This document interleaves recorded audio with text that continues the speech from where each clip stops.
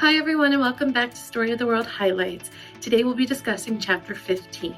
So Chapter 15 brings us into two major events, one that takes place in Korea and the other that takes place in the Caribbean and in the Philippines. So let's get started with the Korea part. To begin, Japan and China had been rivals for a long time, and that plays a big factor into what happened in Korea. So Korea, during the reign of the Joseon dynasty, we had King Gojong, who was the 26th king of this dynasty. And he had become king from a very young age 11. And because he was too young to rule, he had a regent who ruled for him. And at age 14, he was assigned to marry one of the ladies at court, Queen Min. Now, Queen Min was a very intelligent and strong and bold woman, and so everyone truly knew was the leader. And what she did to help get rid of the regent who she disagreed with was that she started to slowly, over the years, get her relatives into positions within government.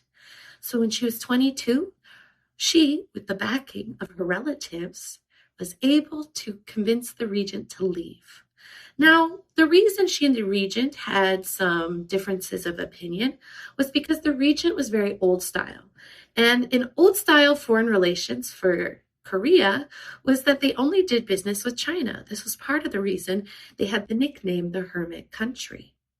And they only did business with China because there was this idea that they saw China as their brother, and decided to only deal with them. But now Japan, Min knew as it was growing after its Meiji Restoration, they had more westernized fighting techniques and styles and weapons, and trade was booming in Japan. Queen Min knew that they needed to start doing trade with Japan. So now that she was in charge with her husband and the regent was gone, she signed a trade treaty immediately with Japan.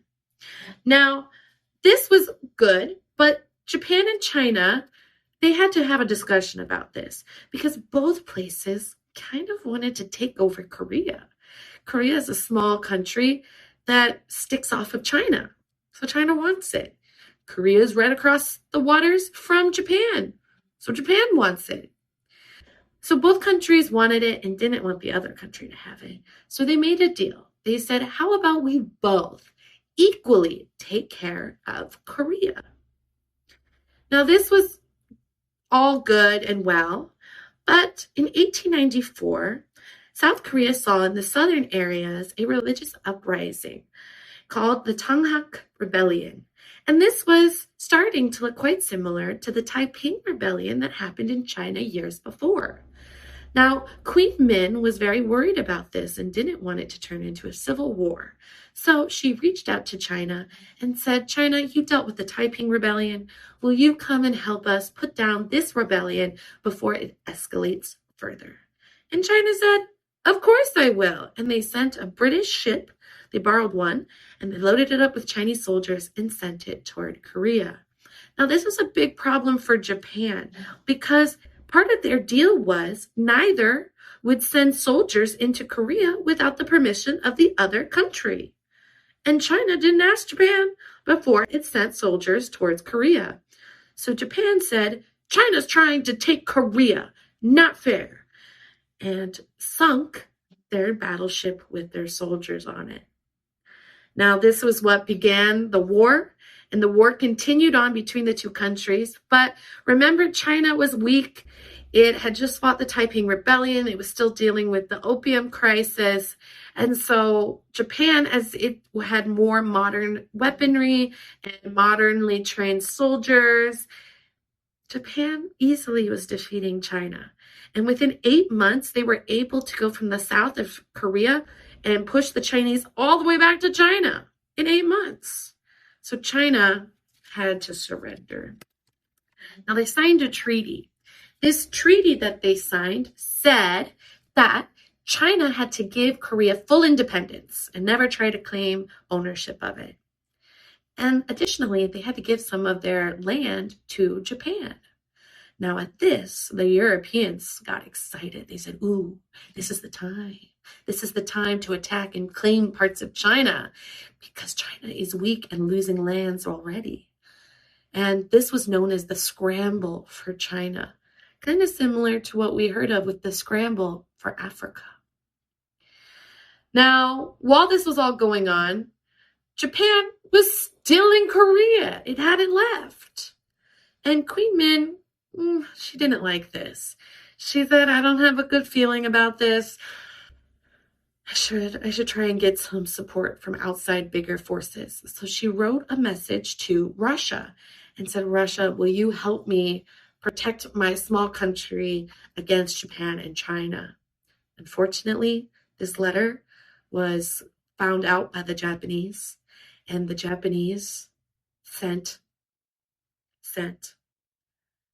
assassins to go kill her in the middle of the night.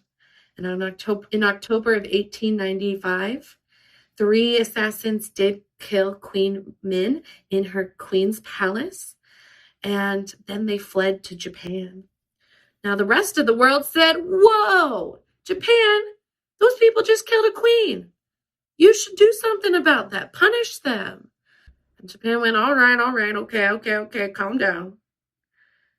And they had a court trial for the culprits. And Japan said, there's just not enough evidence. So, oh well, sorry, we tried.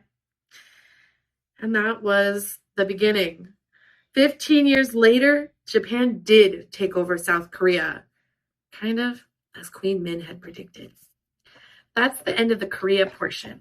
Let's move on to the Spanish-American War. So this, don't get confused with the Mexican-American War we read about in the last book.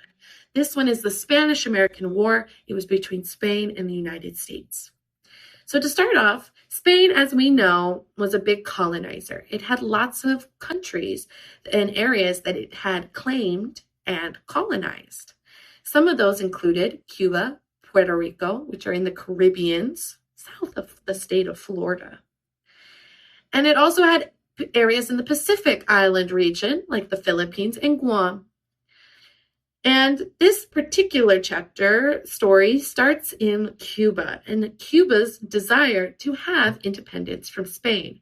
They didn't like Spanish occupation.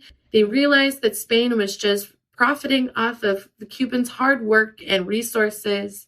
And so there became a slogan that began to be chanted among the Cubans that went, independence or death.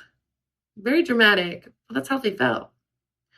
Now, newspapers in America noticed that stories about Cuba during this time were bringing in a lot of money.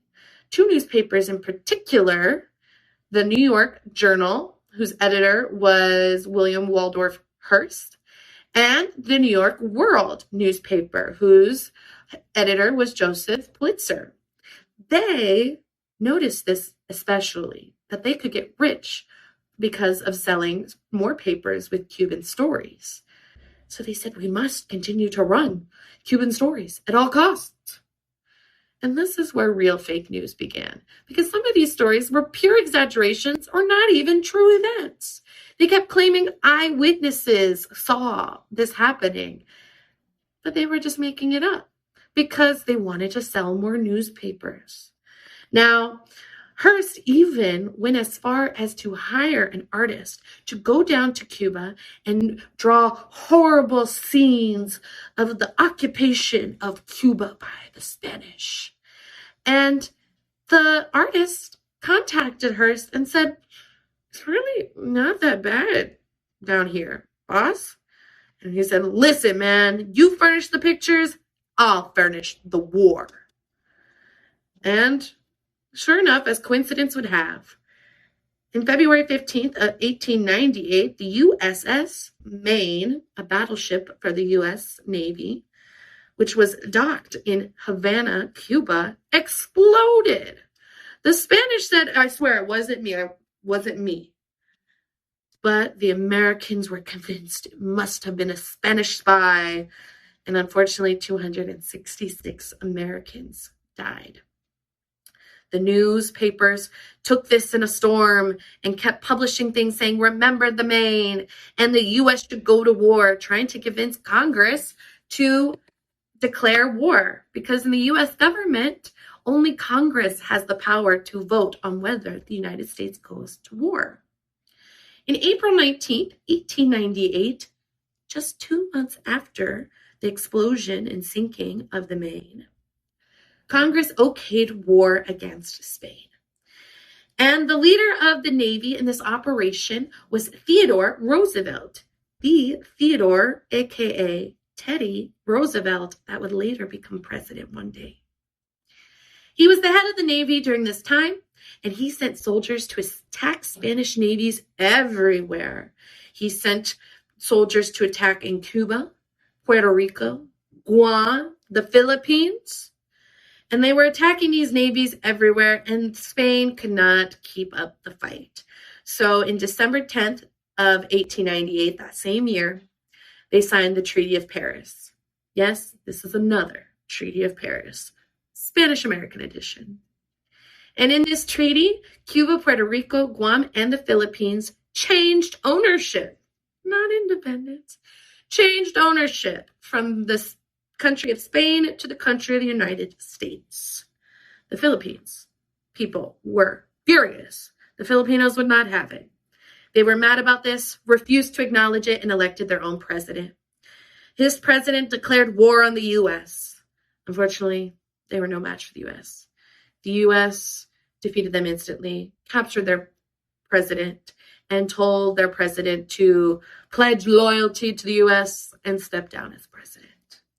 The U.S. did note that the Filipino people did want to have some say in their own governing, so they allowed the Philippines to have two Congresses, one with elected officials from the Philippines and one with elected officials from the U.S. And together, these two Congresses would vote on and make rules for the Philippines during this occupation by the United States. That is it for Chapter 15, and I will see you next time for Story of the World Highlights. Bye-bye.